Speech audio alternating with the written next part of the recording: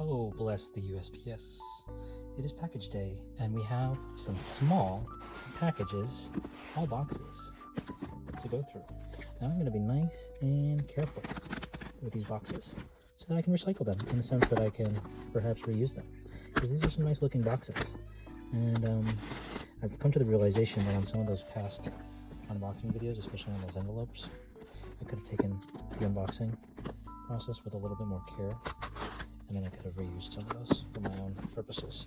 And so that's why I feel that it may be worth it to try that this time. It seems like, well, so much for that. I was hoping that I could have just done that in a way that would allow these to be reused easily, but it's proving difficult.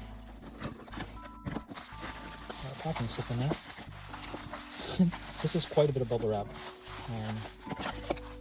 for whatever this is. So the only time that happens, I guess, is something of extremely high value, and so that might be what is the case here. Nope, not extremely high value, that's for sure. I know what this is. This is a 10-ouncer. It's a 10-ounce Engelhard Prospector. It sure is. 1/10 ounce, 1985. Rare. They're not that rare, bro. I got many of them. No, I'm just kidding. They're very rare. There's only 50,000 of those that exist, actually. And so that is quite rare. Yeah, quite rare, in my opinion. I don't know why I'm taking this much care with my unboxing, because USPS actually provides free boxes. But when it comes down to, you know, looking out for the environment and things like that, you can't deny that unboxing things with care will provide you with quite a bit of good karma. Now, what they say at USPS is that you shouldn't use the packaging for any other reasons other than shipping out material, which means that you probably shouldn't be folding up boxes and using them as padding. However, there is a loophole there, because they say you shouldn't be using this stuff for anything besides packaging. And so my friend told me, well, hey, people like this who are using this in place of bubble wrap, they're not breaking the rules. They're just gaming the system, because they are still using this to send stuff. And so I guess, in my opinion, that's not even unethical, because USPS is providing these materials free of cost because they're expecting you to use their services and pay them money to ship the stuff. So in my opinion, this stuff is all fair game, and it's part of their marketing strategy. And let me tell you something, it works, because these eBay sellers, they fully rely on the USPS. I'll tell you that much. Now, what I've got here is some wonderful cases that fit custom 24 grams of Volcani combigram bars. So there's 4 of these that they provided me with. In fact, 1, 2, 3, 4, 5. There's 5 of them they provided me with. And they provided me with a total of 28 grams of silver. And these combi bars, you've seen them before, because, as you know, I'm obsessed with them, and I've collected quite a few of these fractional bars that are dividable. But I do quite like these. And I have my reasons for why I bought these. I did pay a decent amount of money for them. But, you know, I wasn't buying the silver here. I was actually just buying the cases. I was trying to get my hands on those cases. I quite like them. So these are the Volcani combigram bars. I actually flipped on these to somebody on eBay for $20 today. It was a strip of 10. So strip of 10.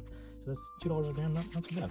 Not too bad if you're just trying to buy fractional silver and you don't have a whole combi bar at your disposal that you can kind of break up. So anyways, that was a nice little, cool little, I guess, thing that I picked up.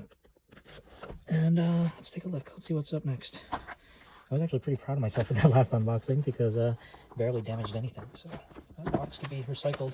Hell, I could even maybe reuse some of that makeshift bubble wrap that the guy created out of those envelopes. Maybe unroll those and reuse those. Who knows? Sky's the limit, boys and girls. Oh, wow. this is quite a nice package. So now when it comes to fractional silver, this is one of my more recent apes, probably stupider apes, but you know, it is what it is. So this is actually a huge bag, and I'm talking huge. This is a gigantic bag of fractional silver. Solving the God puzzle, right? Solve God's puzzle. Good place. So this bag here is filled with these novelty Prospector rounds. Okay, you can get these made. Like if you want to wait a little bit, you could get these made. I wouldn't recommend it though, because what are you going to do with these? These are 1 gram of silver. It's very cool. I have actually a purpose for buying these. These are American flag, so American flag grams. Very cool. In the back they say 1 gram fine silver, 999. Cool. And there it is. These are some like generic, like some Canadian maple design. On the back they've got a bunch of tiny little tacky Canadian maples on the back. So this is just a interesting thing. I'm not going to say too much about this. It's just because it's not like it's not something that people should really be. I mean, it's not that you shouldn't be stacking them. They're just, it's kind of one of those things. They're just kind of like, hey, if you're happy holding them, then hold them. Buy them and hold them. The nice thing about anything that has pure silver in it, or close to pure silver in it, is that at the end of the day, you can always rely on the melt value, right? Because silver has its inherent melt value that you can always rely on. So as long as you're not paying a premium that you're uncomfortable with, I think it's, it's fine to stack whatever makes you happy holding it. I kind of, it's interesting because I didn't start off stacking silver with that mindset, but kind of as you start stacking more and more, you start to realize that like, well, there's an infinite amount of silver I can hold, and so you want to really be strategic about what it is that you're holding. There should be a purpose for everything that you hold, right? And so that's kind of all I'm trying to say is that, a lot of what I buy, you may not have a purpose for that, right? So you might think I'm really weird for buying it. But on the other hand, I might think that, it might have a lot of utility for me, however. So this is like a nice roll here that I picked up. And it's quite an expensive pickup. And I was originally trying to get a little bit of a better deal on this because I was quite uncomfortable paying what I paid. But at the end of the day, let's get back to that theme, right? If there's something that you want and you're gonna be really, really happy now once you have that in your possession, well then, my friend, if you can afford that, not if you can't afford it, that's a different thing. If you can afford it and it's not going to put you at a huge setback, and in fact it'll advance you in life because you'll feel happier now and you'll have more satisfaction or whatever, whatever your plan is. Maybe you're buying them with the intention of selling half of them or whatever. Well, then as long as you can justify it, then that's okay, right? It's okay to pay a little bit above spot, man. Don't be so obsessed with spot, right? Like it's really, really, really nice to always be able to get close to spot if you can. But it's becoming more and more unreasonable to expect that, right? And so that's the only issue. And if you keep worrying about and nitpicking about things like that, oh, I wish wish the house price would go up, I wish the rent price would go down, I wish food price would go down. You just have to adapt, right? Whatever happens, and if it's not in your control, make it in your control. And if you can't make it in your control, then do your best to deal with it the best that you can, right? Because if you just worry about it, then you're not going to be able to move ahead and take care of the things. You're going to start falling behind on other things as well. I don't know where I was going with that. I apologize.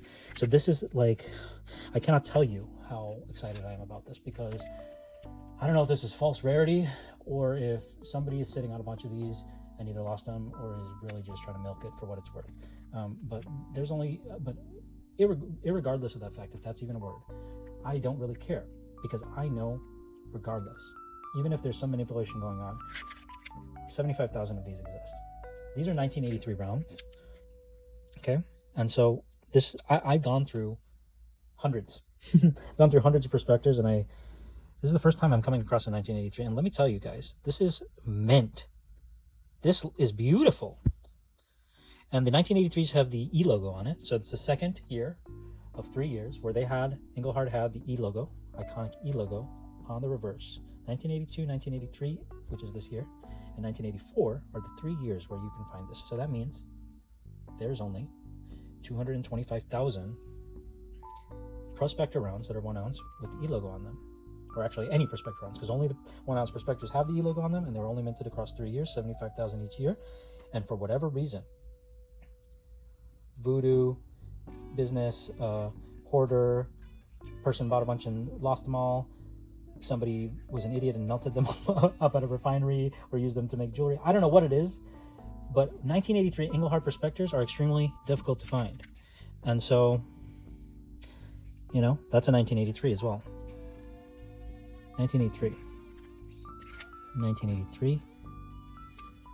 1980. And these are all in like pristine condition. This cellar has been absolutely... Wow, these are pristine. These will have to be encapsulated immediately. Wow, I'm blown away by the extreme quality of this. This is mind-blowing, honestly. 1983, can you imagine something being in this pristine condition? Wow, that is absolutely incredible that these are all in mint. Wow. So I'm sure, you know, if you're lucky to even come across a 1983 Prospector, I don't know if it's going to be in quite this good condition, but whoever I picked these up from, they are not messing around when it comes to ensuring, wow, ensuring pristine maintenance of their coins. 1983, another 1983, another 1983, another 1983, and another 1983. These are just gorgeous. And one last 1983. That's just incredible. 1, 2, 3, 4, 5, 6, 7, 8, 9, 10, 11, 12, 13, 14, 15, 16, 17, 18. 18. 1983 Engelhards. This is by far what I'm most excited about this round of pickups. There's no denying how incredible this looks. And I'm very, very excited to get these in capsules and hold them long term.